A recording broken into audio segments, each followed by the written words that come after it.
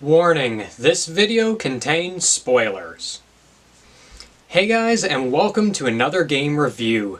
Today's game that I will be reviewing is The Legend of Zelda Twilight Princess, released in 2006 for the GameCube and the Wii. And a couple of things I want to note before I start my review is that the version that I played was the GameCube version, and all of the gameplay clips in this video were filmed by me in my playthrough for this review. So without further ado, let's get started. So the first thing I want to look at is story, and for the most part this game had an absolutely amazing story. You were set in the world of Hyrule, where the mysterious character Zant is destroying the light spirits, allowing the spread of the Twilight. And you, playing as Link, and with the help of Midna, must stop the spread of the Twilight by restoring the light spirits to their former state. And basically, through most of the game, you think that Zant is the main antagonist of the game. But somewhere around 3/4 of the way through the game, it turns out that he's not actually the main villain, and the true main villain is Ganondorf, and Zant is just kind of his minion. Which is kind of where my only complaint of the game really is the character Zant. You know, it's like, basically with Zant, at the beginning of the game, when you first meet him, and through most of the game, he is a stone-cold villain with absolutely no feelings. I mean, he wants you dead. And he's just so crazy evil. And a lot of his speech, is very dark and ominous. And he's kind of honestly a somewhat emotionless character. But then, whenever you finally do confront him, whenever you travel to the Twilight world, because that's the thing, this Twilight that's spreading over the land of Hyrule is actually from another dimension, the Twilight dimension, okay? And I won't be getting into everything, story-wise with the Twilight dimension and all that, because that would just take too long. So I'm just kind of hitting the highlights. But basically, you go there to confront him, and he just suddenly turns into a total goofball. He takes off his big scary helmet and he's just a complete goofball. He's just spinning around, making silly noises and dancing.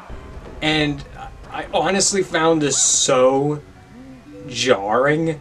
Especially when he started like jumping up and down like a child. He's just like basically throwing a tantrum. I just found that so jarring. And it's like, okay, you could have him be a stone cold killer, that would have been cool. But I kind of get why you couldn't have him be a stone cold killer, because Ganon is like the big serious villain. So it wouldn't work very good having two big serious villains. But if that was the case, then he should have been maybe a goofball from the beginning. Or maybe the character Zant just shouldn't have been there. Or honestly, maybe Ganondorf shouldn't have been in the game. I just found the character Zant to be so jarring and confusing when he switches from Stone Cold Killer to complete and total goofball. Okay, I just thought that was a little weird, but there was so much good stuff in the game, story-wise. Like little side stories, and all of the characters were so well written. And just so many good storylines in this game that thing is a problem to me with Zant. But it doesn't, ruin the story. I still think the story was amazing. So I'm going to have to give the story of this game a score of 9 out of 10. Okay, I thought it was really good. Just Zant, I thought was just jarring. Okay, so moving on. So the second thing I want to talk about is graphics. And to be honest with you, this game was so good, graphically speaking. It just looked amazing, from the textures on the characters, to the areas, to just everything, and the bosses. I tell you what, when I'm looking at Zelda games, one of the first things I look at is boss battles, because Zelda's just been, I mean, they've just been so good at making boss battles. And this game had some of the best I've ever seen. Now, I honestly do not remember any of their names. Honestly, I do not remember any of the boss names. I pretty much never remember boss names. But it's like, you've got that big plant boss, you've got the big fire boss, you've got that giant water thing, the like sea monster, you've got that big snow boss, you've got the big like creepy skeleton thing. Don't remember his name, don't remember any of their names, but the big skeleton thing, that was awesome. Even the boss against Zant, I know I, don't like Zant overly much, but the boss against Zant was really, really well done. I really liked it, how you kind of fought in all of the different areas that you fought all the past bosses. And then the final boss, Ganondorf, I thought was really, really well done. And something else about the bosses that I really appreciated was how much they put into mini-bosses.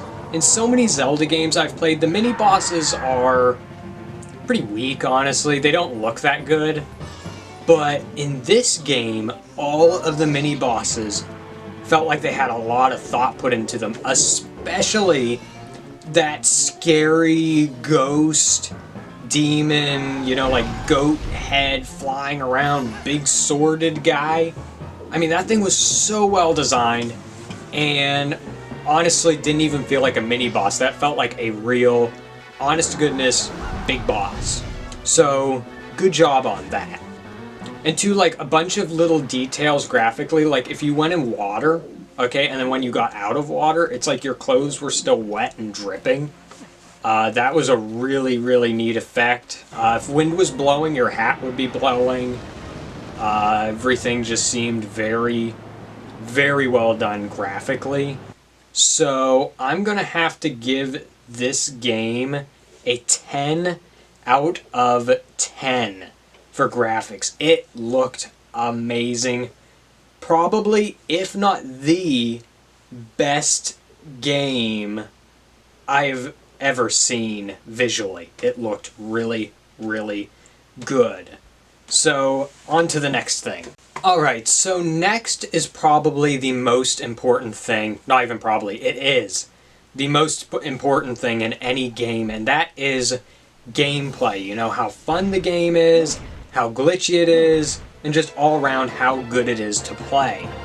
And I honestly don't know if there was a part of this game that wasn't fun. I enjoyed practically every single bit of this game. It was just so much fun.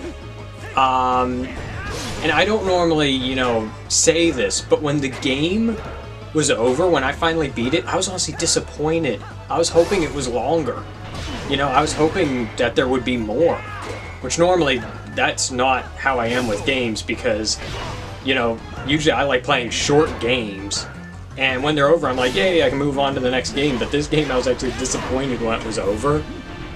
And something else too it had is, so all Zelda games, right, they have a lot of items, okay, like, tools and stuff like that.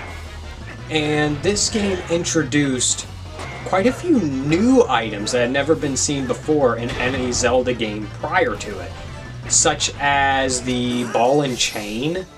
Probably my favorite was the spinner. I really enjoyed using the spinner. It was kind of a shame actually it wasn't used more in the game, because I really liked that thing. The double grappling hooks, that was pretty cool. Grappling from thing to thing and like climbing up walls like that, that was really fun. And just a plethora of other items that were really, really good. And I also like too that this game, because a lot of Zelda games before this tended to have quite a few items that were maybe like one-time use type of things. But this game, all of the items you really did use throughout the entire game or at least from the point you got the item, you used it from then on. I really liked that. So, for gameplay, I can't think of anything wrong with it, you know? So I'm going to have to give this game a 10 out of 10 for gameplay. It is not very often that I would give that to any game for gameplay, but this game definitely deserves it. I thought it was really good. So now for just a couple more things I want to talk about before giving you the final score. Alright, so the first of my final 2 points is difficulty. For the most part, this game was really easy. You know, it was no Legend of Zelda Ocarina of Time, because that one was pretty hard. This one here was quite a lot easier. Though I will say there were a couple of things that I did find fairly challenging. You know, I felt like the final boss, when Ganon turns into like a giant beast thing, I thought that was pretty hard. And I also thought that the water beast was also pretty darn hard. All in all, I just thought that the game though was pretty easy. So I'm gonna have to give this game a 6 out of 10 for difficulty. It wasn't like super duper easy, but it was by no means hard. Alright, so now the last of my 2 final points is playthrough time. This game was a lot longer than most Zelda games that I've played, seeing as most Zelda games I've played have probably averaged maybe a 12-hour length, you know, like 12 hours to beat, just doing the main story. And that's what I did in this game, was just the main story, and this was my first time playing. So it took me only, well, I wouldn't say only, it was, you know, pretty long. It took me 19 hours to beat. So this was definitely one of the longer Zelda games that I've played. But to be honest with you, I wish it had been longer. I know I said that before, but it would have been so great if it had been maybe like 25 hours. You know, that would have been really good. So now it's time for the final score. Alright, so it is now the moment that you have all been waiting for. It is final score time. I am going to have to give this game a total score of 9.8 out of 10. This game was so good, other than, you know, that whole Zant storyline thing, you know, with him being goofy and all that. But there was so much other good stuff in this game that overshadowed that. That was really just, you know, it barely hurt the game. So if it hadn't been for that, I'd be giving this game a 10 out of 10, but it is going to get a 9.8 out of 10. So thanks for watching, and make sure to sub, like, and comment below.